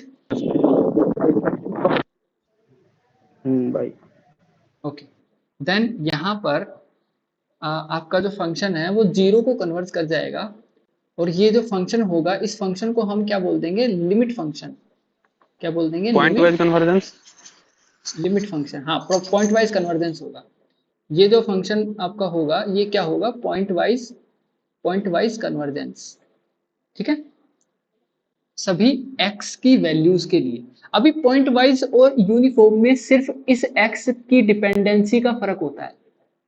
यहां पर पॉइंट वाइज में x की डिपेंडेंसी होती है, और यूनिफॉर्म कन्वर्जेंस में x की डिपेंडेंसी नहीं होती है। बस इतना ही फर्क है, ठीक है। जिसने पढ़ रखा होगा वो रिलेट कर पाएगा इस चीज को। भाई हाँ। समझ पा रहे हो? आप बोलो क्या कह रहे हो, नहीं भाई, सही बोला आपने। है ना? ठीक है, अब देखते हैं अगला question, example number 3। Example number 3 क्या कह रहा है कि एक डोमेन डी आपको दिया हुआ है, x बिलोंग करेगा रियल नंबर में, सच दैट x 0 से बड़ा या बराबर हो। मतलब क्या है इसका? 0 या 0 से बड़ा कोई भी रियल नंबर, ठीक है। अब ये क्या कह रहा है? For each n belong inside natural number, ठीक है। एक फंक्शन डिफाइन कर रहा है एफ एन डी से रियल नंबर में, एक फंक्शन है, ठीक है। डिफाइन कैसा है? डिफाइन है F N x is equal to N over X plus N, ठीक है। और x यहाँ पर क्या है? 0 या 0 से बड़ा हो सकता है। अभी इसमें आप x की कौन कौन सी वैल्यूज यहाँ पर बता सकते हो जिसके लिए ये फंक्शन आपका पॉइंट वाइज कन्वर्जेंट हो जाए? बताओ मुझे।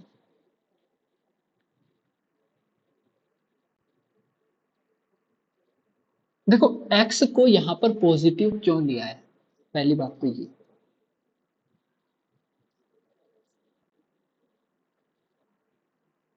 तरीके सीखो। आपका n over x plus N दिया हुआ है, आपको n को इन्फिनिटी भेजने पर ही तो आप लिमिट निकालते हो ना किसी सीक्वेंस की, ठीक है। तो यहां से n को कॉमन ले लो, n को कॉमन लोगे तो x ओवर n प्लस 1, और यहाँ पर n आ गया कॉमन, ठीक है। अभी आप n को इन्फिनिटी भेज दोगे तो यहाँ से ये कहाँ चला गया? 0 को, तो यहाँ पर वैल्यू कितनी मिल गई? हमें 1 मिल गई। तो मतलब ये जो सीक्वेंस ऑफ फंक्शन है, ये 1 को कन्वर्ज करने वाला है। जो आपका एफ एन एक्स जो सीक्वेंस ऑफ फंक्शन है, ये कहाँ पे कन्वर्ज करेगा? 1 को कन्वर्ज करेगा। इतना तो आप समझ गए, बट इसका रीजन क्या है? मुझे ये बताओ कि ये पर्टिकुलर डोमेन ही क्यों लेना पड़ा, इसके पीछे का रीजन बताओ। सिंपल सा रीजन है, एकदम बिल्कुल बेसिक 12th वाला रीजन। एक्स बोलो पे भाई। नेगेटिव हो जाएगा तो इन्फिनिट हो जाएगा, डिफाइन नहीं होगा। हाँ, अगर x नीचे को हम एग्जैक्टली exactly. अगर x को हम जीरो तो ले सकते हैं, जीरो लेंगे तो n ओवर n वैसे ही 1 को जा रहा है। अगर x की वैल्यू कोई भी नेगेटिव इंटीजर अगर हम ले लेते हैं, ठीक है, फ्रैक्शन वगैरह लोगे तो बात अलग है। अगर नेगेटिव इंटीजर आप अगर ले लेते हो तो ये n के साथ में मिल करके जीरो हो जाएगा और कोट यहाँ पे डिनोमिनेटर में जीरो कर देगा तो प्रॉब्लम हो जाएगी। इसलिए हाँ, यहाँ पे हमने ये डोमेन लिया। क्लियर है, क्रिस्टल क्लियर है। तो यहाँ से मैं क्या बोल सकता हूँ कि आपका एफ एन एक्स जो है वो कन्वर्ज कर जाएगा। इसका मतलब यहाँ पर अब ये समझ नहीं समझो आया। पॉइंट वाइज कन्वर्ज कर जाए। क्या समझ में नहीं आया बताओ? ये एक्स निगेटिव रहेगा तो क्या प्रॉब्लम होगी? x अगर आपका निगेटिव रहेगा तो x कहाँ से आ रहा है? x रियल नंबर से आ रहा है और रियल नंबर के पास में क्या क्या होता है? हाँ। इंटीजर्स भी तो होते हैं ना, हम्म। होते हैं इंटीजर। अगर आप कोई भी नेगेटिव इंटीजर ले लो, मान लो -2 ले लो, जब आप n की वैल्यू -2 रखोगे, जब आप फंक्शन सीक्वेंस ऑफ फंक्शन को आगे बढ़ाओगे तो -2 रखोगे तो क्या आएगा? -2 ओवर यहाँ पर x की वैल्यू क्या एक्स थी? एक्स के -2, बाद ओ सॉरी x n की वैल्यू अगर आप 2 रखोगे, n की वैल्यू अगर आप 2 रखोगे तो 2 ओवर -2 + 2 क्या बनाइए? 2 ओवर 0 हो गई प्रॉब्लम क्रिएट। तो इस प्रॉब्लम से अच्छा। बचने के लिए हमने ये डिफाइन किया था। मतलब हाँ, डिफाइन इसने आप खुद समझ। ने ही किया था, हमने इसका रीजन देख लिया। तो अब जो है function F N X pointwise convergent हो जाएगा ना, पॉइंट वाइज कन्वर्जेंट हो जाएगा। किस में कन्वर्ज हो जाएगा? अभी हमने इसकी लिमिट देखी थी, किस में हो जाएगा भाई? 1 में हो जाएगा, वन पे। हाँ। 1 पे हो जाएगा। और ये जो 1 है इसी को हम क्या बोल देंगे? लिमिट फंक्शन बोल देंगे इसको। हाँ। लिमिट फंक्शन, ठीक है। और ये जो होगा ये ट्रू होगा for all x belong inside natural number. नहीं नहीं नहीं नहीं नहीं, ये ट्रू होगा किसके लिए? ट्रू होगा for all X x belongs to D. x greater than equal to 0 के लिए।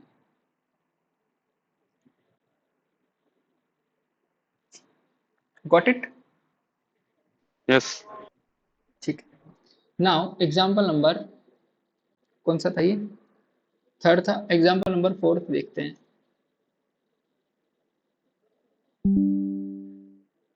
Example number 4,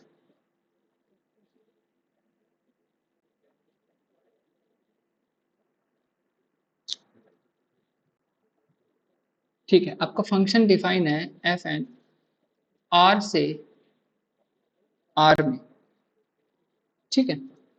for all natural number जो कि n में आते हैं उसके लिए ये फंक्शन आपका डिफाइन है। किस तरह से डिफाइन है? किस तरह से डिफाइन है? F N x is equal to N X over 1 plus N square X square, और x बिलोंग करता है आपका रियल नंबर में, ठीक है।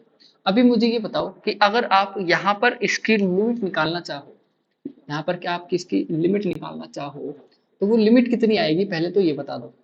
ये क्या फंक्शन आपको ये सीधा सीधा 0 में जाता हुआ दिखाई दे रहा है? नीचे n स्क्वायर है, ऊपर n है, तो हाँ कॉमन हाँ। कॉमन लेके कट भी करोगे तो 0 में जा रहा है सीधा सीधा। क्या ऐसा कोई x है जहां पर ये फंक्शन ही डिफाइन ना हो, प्रॉब्लम कर दे?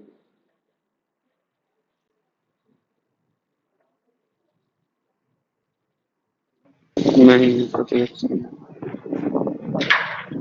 ठीक है। तो हम डायरेक्ट ये बोल सकते हैं ना कि एफ एन एक्स जो है वो पॉइंट वाइज कन्वर्जेंट है, 0 में जा रहा है और वही उसका लिमिट फंक्शन है। क्या है उसका? Yes, limit function. Limit function, ऐसा हम बोल सकते हैं। अब आपकी इस बुक में, एस के मापा बुक में एस की एक्स की वैल्यू एक बार तो क्या ले ली इसने? एक बार तो 0 ले ली कि x एक बार तो 0 मिल जाएगा, ठीक है। अगर एक बार आप 0 ले लेते हो तो मुझे ये बताओ x की वैल्यू 0 रखोगे तो ये तो 0 ही सीक्वेंस बन गई, तो ये तो 0 0 0 मिल जाएगा। एक मिनट रुको।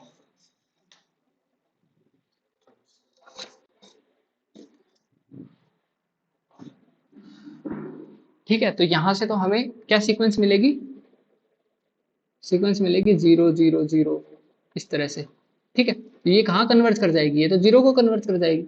अगर x की वैल्यू 0 नहीं भी है तो भी हम जब लिमिट लगाते हैं n tending to infinity F N x is equal to limit n tending to infinity क्या था, N X over 1 plus N square X square. इसकी वैल्यू हमने निकाल के दिखाऊं या फिर आपको पता है डायरेक्ट, मतलब ऐसा कोई है जिसको इसकी लिमिट निकालना नहीं पता हो? बोलो भाई। रंजीत, निकाल के दिखाऊं? नहीं भाई, हो जाएगा। हो जाएगा, ठीक है। तो सीधा सीधा यार, ऊपर से n है ही, नीचे से n स्क्वायर कॉमन लोगे तो ये सीधा सीधा 0 को जा रहा है, ये भी 0 को जा रहा है। तो ये वाला जो स्टेटमेंट है वो करेक्ट हो गया हमारा। मतलब आपका जो ये फंक्शन है ये पॉइंट वाइज कन्वर्जेंट है on R, pointwise convergent है ऑन आर, ऐसे लिख लो। ठीक है, बाकी अगर आपको फॉर्मल वगैरह देख करके नोट्स वगैरह बनाने, देखो नोट्स बनाने की जरूरत भी नहीं है। मैंने स्टार्टिंग में कहा था कि मैं बुक की लैंग्वेज लेकर के चल रहा हूँ, तो आप डायरेक्ट बुक भी पढ़ोगे तो आपको समझ में आ जाएगा। लेकिन आप पढ़ना मत, मैं आपको यही कह रहा हूँ कि आप पढ़ना मत, एक बार देख लेना, रटने की कोशिश मत करना। हो सके जितने प्रॉब्लम्स लगाना, जितने हो सके उतने प्रॉब्लम्स ही लगाने हैं। थ्योरी वगैरह तो सिर्फ एक बार समझने के लिए होती है बस। आप खुद बताओ, इसके अलावा आपको रिवाइज करने की जरूरत पड़ेगी क्या, जो मैं समझा रहा हूँ उसके अलावा?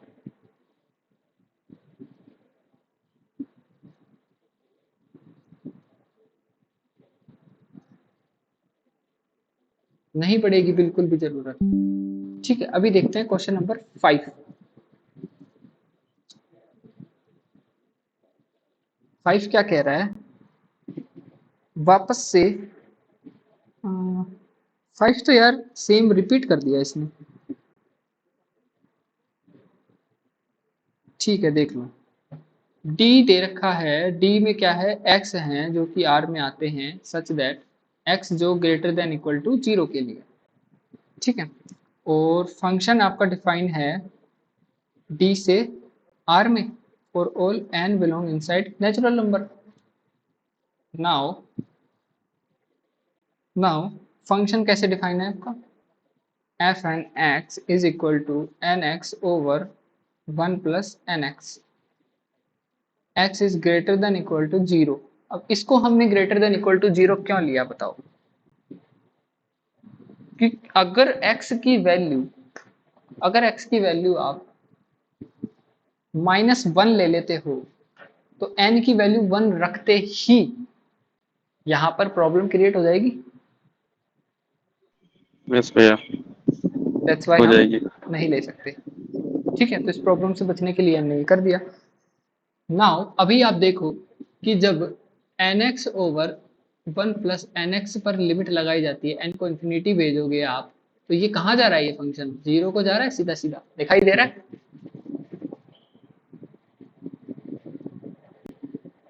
बोलो भैया। अरे 0 को नहीं जा रहा, कहाँ जा रहा है, 1 को जा रहा है। ठीक है, ये 1 है ना, यहाँ से कॉमन लेंगे तो 1 को जा रहा है। ठीक है, अब हम x का सिलेक्शन कहाँ कर रहे हैं उस पर डिपेंड करेगा। x या तो 0 हो सकता है या x नॉन 0 हो सकता है, दो ही तो x की पॉसिबिलिटीज हो सकती है ना। बोलो, यहां पर काम आएगी जो आपके बुक की लैंग्वेज दे रखी है वो। भाई समझ रहे हो, हमने पॉइंट वाइज कन्वर्जेंस देखा था, तो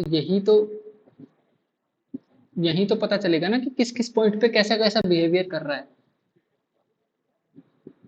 अभी हम क्या करेंगे, अगर x की वैल्यू 0 है, इफ x इक्वल टू 0 है, तो आपका जो एफ एन एक्स है N X over 1 plus N X, ये तो खुद ही 0 बन जा रहा है ना। तो फंक्शन क्या मिला हमें, वो सीक्वेंस क्या मिली, 0 0 0 इस तरह से मिली। कहाँ चली गई, 0 को चली गई।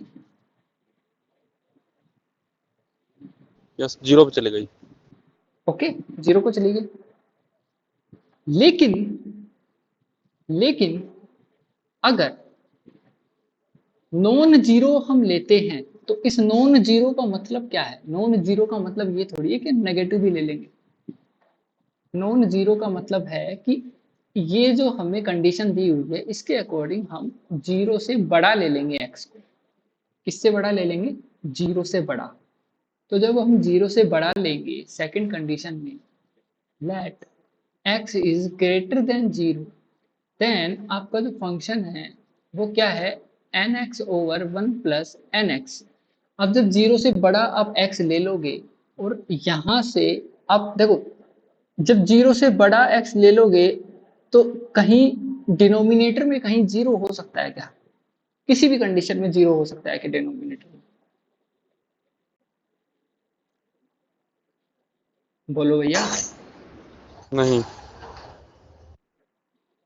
नहीं किया जा सकता, डिनोमिनेटर में तो 0 किया ही नहीं जा सकता।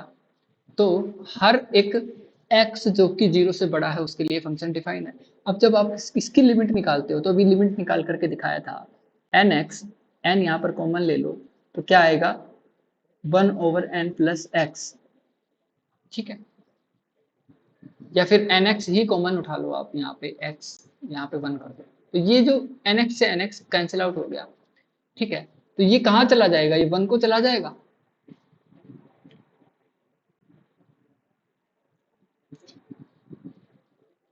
इसमें एक्स एक्स एग्जैक्ट 0 नहीं हुआ ना, एक्स 0 में थोड़ा सा बड़ा हुआ। क्या कह रहे हो? और इसमें x तो एग्जैक्ट 0 नहीं है, 0 से हल्का सा बड़ा है, हाँ, मतलब 0 से पॉजिटिव। बड़ा है बिल्कुल। और अगर n मान लीजिए इन्फिनिटी को 10th करें और x 0 से बड़ा हो इसमें, हाँ हाँ, तो तो भी इन्फिनिटी यही वाला होगा। कहाँ लेके जाएगा उसको? x को 0 पर ही तो लेके जाएगा ना। हाँ 0 पे जाएगा। ठीक है, आप बताओ डाउट क्या है इसमें? नहीं, वो 0 पे ही लेके चलेगा। ठीक है, मैंने इसको थोड़ा सा शॉर्ट में लिख दिया। देखो भाई, nx आपने कॉमन ले लिया, 1 ओवर nx प्लस 1। x थोड़ा सा बड़ा है, n जा रहा है इन्फिनिटी को, कहाँ चला गया? 0 तो है ही नहीं, 0 था जब तो हमने 0 0 सीक्वेंस डिफाइन करी थी। अभी कहाँ जा रहा है? ये पहले इन्फिनिटी को जाने से पहले ही हमने इसको कैंसिल कर दिया, अभी गया नहीं है। अब हम भेजेंगे n को इन्फिनिटी, तो जो ये दोनों मिलकर के इन्फिनिटी चले गए, 1 ओवर इन्फिनिटी कहाँ चला गया? 0 को। यहाँ पर 1 था, यहाँ पर 1 मिल गया हमें।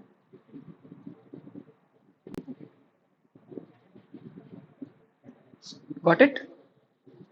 yes, ओ भाई साहब, 1.5 घंटे की क्लास हो गई। जब यार आप लोगों ने इतना पेशेंस के साथ में, भाई थैंक यू यार, मतलब समझ में आया, मजा आया। हाँ भैया। और ये मजा मैं पूरे हिंदुस्तान को देना चाहता हूँ। ठीक है, तो अभी ना इसका एक लास्ट क्वेश्चन और कर लेते हैं, क्वेश्चन नंबर 6। उसके बाद में हम इसको क्वेश्चन नंबर 7, 8, 9, 10 ये हम अगली क्लास में कर लेंगे, तो बहुत लंबा हो जाएगा class. Question number 6, example number 6 भाई। ठीक है, देख लेना जो भी है। अच्छा, इसको हम अगर फॉर्मली लिखना चाहें क्वेश्चन नंबर 5 को ही, तो हम कैसे लिखेंगे इसको? Therefore, sequence of function fn is pointwise convergent on D to the function f। Function f को पॉइंट वाइज कन्वर्ज करेगा। ठीक है, फॉर्मली आप इसमें बुक में देख लेना, आपको पीडीएफ भी कहीं से भी मिल जाएगी, बुक भी कहीं से भी मिल जाएगी, तो मैं यहाँ पे सिर्फ समझाने के लिए लिख रहा हूँ। ठीक है, डिफाइंड बाय f को अब कैसे डिफाइन करेंगे? f को कैसे डिफाइन करेंगे? 0 होगा जब x की वैल्यू हम 0 ले लेंगे, 1 होगा जब x की वैल्यू 0 से बड़ी ले लेंगे। इस तरह से हम इसको डिफाइन करेंगे। ठीक है, अभी देखते हैं क्वेश्चन नंबर 6। एग्जाम्पल नंबर 6, फिर से आपका एक डोमेन है, एक्स आर में आ रहा है, एक्स की वैल्यू आपकी 0 या 0 से बड़ी ले रहे हैं, ठीक है, और एफ एन जो है वो डी से आर में है, और एफ एन जो है वो डिफाइन है, किस तरह से डिफाइन है, F N X X over 1 plus N X. यहाँ से सीधा सीधा ऊपर वाले क्वेश्चन पे ही रिवर्ट हो रहा है ये, बताओ। पर ऊपर वाला क्वेश्चन जो था ना, उसमें तो 1 भी मिल रहा था हमें, लेकिन यहाँ पे 1 नहीं मिलेगा भाई। एक्स की वैल्यू आप दो ही तो ले सकते हो, एक्स की वैल्यू या तो 0 नहीं है, सॉरी ये तो ले ही सकते हो, कोई चीज एक्स की कितनी वैल्यू है, एक्स या तो 0 है या एक्स की वैल्यू 0 से बड़ी है, ये दो ही तो एक्स की वैल्यूज हैं। पर दोनों ही वैल्यूज पर हम देख पा रहे हैं कि ये जो फंक्शन है ये अल्टीमेटली 0 को ही जा रहा है।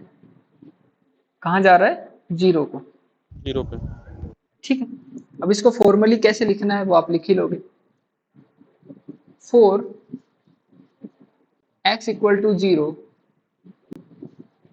Sequence is 0 0 0 converging to 0, converging to 0, ठीक है। For x is greater than equal to 0 limit n tending to infinity f n x is equal to limit n tending to infinity क्या दिया हुआ है, x over 1 plus N X. इसकी limit निकालोगे, n को common ले लोगे, x over n, N X common ले लो, एक्स एन, ठीक है। तो 1 over N X plus 1, x से तो x कैंसिल आउट हो गया, लेकिन 1 ओवर n तो बाहर मिल गया ना हमें। अंदर क्या है, अंदर 1 ओवर एन एक्स है प्लस 1 है, ऐसा कुछ है। तो ये जो टर्म है, ये टर्म आपकी 0 को लेकर के जाएगी, तो अल्टीमेटली आपका ये जो लिमिट है ये भी 0 को चली गई, यस। ठीक है। तो इस फंक्शन को हम फाइनली डिफाइन करके कैसे लिख देंगे, F N x is pointwise convergent, कैसे लिखेंगे इसको, ऑन डी, लिमिट फंक्शन 0 है। हाँ, on D to the function F, और एफ जो है उसको हम डिफाइन कर देंगे कैसे, एफ को डिफाइन कर देंगे 0 से, जब एक्स की वैल्यू 0 या 0 से बराबर, 0 से बड़ी या 0 के बराबर, इस तरह से, ठीक है। अब इसके आगे से करेंगे हम अगली क्लास में, आज के लिए बहुत हो गया, बहुत। अगर इतना आप अच्छे से कवर कर लेते हो तो फिर कल तो कुछ बचा ही नहीं है यार, कल तो तीन क्वेश्चन बचे हैं, चार क्वेश्चन बचे हैं, उसके बाद में यूनिफॉर्म कन्वर्जेंस आ जाएगा। और असली एनालिसिस तो तब शुरू होएगा जब आप इसके थ्योरम्स देखोगे। थ्योरम्स में तो आपको मस्त एकदम शानदार समझाऊंगा, एक एक चीज को डिटेल से। लिखवाने में कमी हो सकती है, समझाने में नहीं होगी बिल्कुल, ठीक है। बाकी बने रहो। यस। अब कल होगी इसकी क्लास? बिल्कुल होगी, कल क्यों नहीं होगी। नहीं मतलब रात में जो डॉट क्लास लेते थे उसमें क्या हो? वो तो होगी ही, वो इसकी नहीं होगी, वो सीक्वेंस की होगी। ओके ओके ठीक है, अभी मैं रिकॉर्डिंग को कर देता हूँ ऑफ। देखो क्लास तो एंड हो चुकी है, सब लोग चले गए। अब यहाँ पर मैं कुछ थोड़ी बहुत अपनी फ्यूचर प्लानिंग्स बता देता हूँ, क्या कोर्सेज वगैरह किस तरह से क्या रहेंगे, ठीक है। अभी क्या चल रहा है और फ्यूचर में क्या चलने वाला है वो थोड़ा सा मैं आपको बता देता हूँ, तो थोड़ा सा ध्यान से देख लेना। अभी क्या चल रहा है ना कि रियल सीक्वेंसेस को हम 15 मई 2024 तक कंप्लीट कर देंगे। 15 मई 2024 तक हम क्या कर देंगे, रियल सीक्वेंसेस को कंप्लीट कर देंगे। और कंप्लीट का मतलब क्या होता है वो मैं आपको बता देता हूँ। कंप्लीट का मतलब होता है IIT jam, TIFR, ISI, IISER, और आपका गेट, नेट और IIT JEE, FRI और कौन कौन से एग्जाम होते हैं। CMI के तो बहुत हार्ड होते हैं यार, उसके नहीं लेंगे प्रॉब्लम्स, ठीक है। और NBHM के प्रॉब्लम्स उठा लेंगे हम कुछ, NBHM, ठीक है। इन एग्जाम्स के PYQs हम डिस्कस करेंगे डिटेल में, पहली बात तो ये। दूसरी, SK मापा के हर प्रॉब्लम को मैंने इन डेप्थ डिटेल में समझा रखा है, उसकी एक प्लेलिस्ट है, प्लेलिस्ट आपको इस वीडियो के डिस्क्रिप्शन में मिल जाएगी, ठीक है। इस वीडियो के डिस्क्रिप्शन में आपको प्लेलिस्ट मैं प्रोवाइड कर दूंगा, तो आप उस प्लेलिस्ट से जाकर के देख लेना, या फिर आप मेरे चैनल पे प्लेलिस्ट ढूंढोगे तो आपको मिल जाएगा, ओके। अनाउंसमेंट ये है कि 15 तक हम रियल सीक्वेंसेस को खत्म कर चुके होंगे इन सब क्वेश्चंस के साथ में। दूसरी बात, जो टेस्ट लिया गया था रियल सीक्वेंसेस का, जो टेस्ट था 5 मई को, 5 मई को जो टेस्ट था, उसके जितने भी PDFs मेरे पास आए उनको हम चेक करेंगे ये टॉपिक खत्म होने के बाद में, क्योंकि उसके अंदर बहुत सारे क्वेश्चंस थे यूनिफॉर्म कन्वर्जेंस के। तो 15 तक हम कंप्लीट कर लेंगे। अब कोशिश ये रहेगी कि यूनिफॉर्म कन्वर्जेंस भी 17 तक हम कंप्लीट कर लें, दिन में क्लास लगा करके, बहुत लंबी लंबी क्लास लगा करके 17 तक यूनिफॉर्म कन्वर्जेंस को भी हम कंप्लीट कर लें। फिर हम 16 को आपका टेस्ट है, 16 मई 2024 को आपका टेस्ट है, और ये टेस्ट है आपका फिर से रियल सीक्वेंसेस का। इस बार टेस्ट इतना हार्ड नहीं आएगा, डुएबल के क्वेश्चन होंगे, डुएबल क्वेश्चंस होंगे, ठीक है। डुएबल का मतलब है 2021 जैसा पेपर आएगा। अब 21 में देख लो आप कितने डुएबल थे कितने नहीं थे, ठीक है। 21 को छोड़ दो, अब 2024 वाला पेपर देख लो। इन दोनों टाइप के पेपर आएंगे, क्वेश्चंस अलग आएंगे, हो सकता है कुछ PYQs हो, कुछ इधर उधर से हो, और कुछ मैं क्वेश्चंस खुद से बनाऊंगा भी, ChatGPT वगैरह की हेल्प लेकर के कुछ क्वेश्चंस मैं खुद से क्रिएट भी करूंगा, ठीक है। तो ये जो टेस्ट होगा वो डुएबल होगा, ये टेस्ट आपको जरूर देना है। इस टेस्ट में आपको सॉल्यूशन वो सबमिट करने की जरूरत नहीं है, इसका टेस्ट आपको दे करके खुद के पास ही रखना है। फिर आपको एक आंसर की दी जाएगी, उस आंसर की से आप उसका मिलान कर लेना, फिर इसका सॉल्यूशन भी हम करवाएंगे और ये भी यूट्यूब पे अवेलेबल हो जाएगा। 17 तारीख से DC शुरू करेंगे। DC मतलब डिफरेंशियल कैलकुलस। डिफरेंशियल कैलकुलस के अंदर आएगा limit, continuity, differentiability, maximum minima and और क्या होता है, ठीक है, मीन वैल्यू थ्योरम्स जितनी भी हैं आपकी, ये सब चीजें, ठीक है। जैसे DC कंप्लीट होता है हम तुरंत रीमान इंटीग्रेशन पे कूद जाएंगे, और रीमान इंटीग्रेशन को जितना जल्दी हो सकता है उतना जल्दी खत्म करेंगे, और ये जितना भी हम कवर करने वाले हैं इसका हम कोशिश करेंगे 20 से 25 दिन के अंदर अंदर ये पूरा कंप्लीट हो जाए। अब 20 से 25 दिन की अगर हम कोशिश करके चलते हैं तब जाकर के हमें 30 दिन लगेंगे, मुझे पता है। 20 से 25 दिन की कोशिश करेंगे तब 30 दिन लगेंगे, तो एक महीने में क्या बुराई है, DC और RI रीमान इंटीग्रेशन कंप्लीट कर लेंगे, और क्वेश्चंस भी साथ में लगा लेंगे, बहुत सारे भर भर के क्वेश्चंस लगवाएंगे, तो 30 दिन में क्या बुराई है, एक महीने में आपका बहुत कुछ हो चुका होगा, ठीक है। तो ये था। और DC के बाद में भी क्या प्लानिंग है, DC के बाद में प्लानिंग है, अभी डिस्कस कर रहे थे, इसी वीडियो में डिस्कस कर रहे थे कि या तो मैं LA करवाऊं या फिर मैं सीरीज स्टार्ट करूं, सीरीज, इनफाइनाइट सीरीज। अब इनफाइनाइट सीरीज जब करेंगे तो इनफाइनाइट सीरीज के बाद में सीरीज ऑफ फंक्शन भी करवाना पड़ेगा, तो इसमें भी कम से कम भी मतलब मान के चलो आप 25 से 30 दिन इस पे लग जाएंगे, तो एक महीना ये ले लेगा आराम से, ठीक है। तो अब सीरीज करवाएं या LA करवाएं, इसका थोड़ा सा तभी डिसाइड करेंगे जब हम यहाँ तक पहुंच जाएंगे, ठीक है। तो ये कुछ प्लानिंग है मेरी, और बाकी आप मेरे साथ में बने रहते हो, be with me, you will never be in regret. आप अगर मेरे साथ बने रहते हो तो आपका समय खराब नहीं होने दूंगा। आपको मेरे साथ में जुड़े रहने के बाद में कोई भी पछतावा नहीं होगा, ठीक है। और मेरे साथ में जुड़े रहने का एक फायदा और है कि आपको इतनी बार इरिटेट किया जाएगा, आपको इतनी बार इरिटेट किया जाएगा कि आप क्वेश्चंस करें, आप पढ़ें, ठीक है। आपको बहुत बार इरिटेट किया जाएगा कि आप ज़्यादा फोकस क्वेश्चंस पे करें। तो कुछ लोग लेफ्ट हो जाएंगे इरिटेट करने के बाद में, कुछ लोग इस चीज़ को एज ए पॉजिटिव वे में ले लेंगे कि हाँ भाई हमें तो करना है, हमें तो करना है, हमें किसी भी तरह से पहुंचना है, हमें जहाँ पहुंचना है, ठीक है। चाहे आपको आईआईटी पहुंचना है, आइजर पहुंचना है, आईआईएससी पहुंचना है, जहाँ भी आपको पहुंचना है। तो ये कुछ मेरे फ्यूचर में जो मैं करने वाला हूँ उसके बारे में मैंने आपको बता दिया। Okay, so all the best. ये पहली क्लास थी सीक्वेंस ऑफ फंक्शंस की।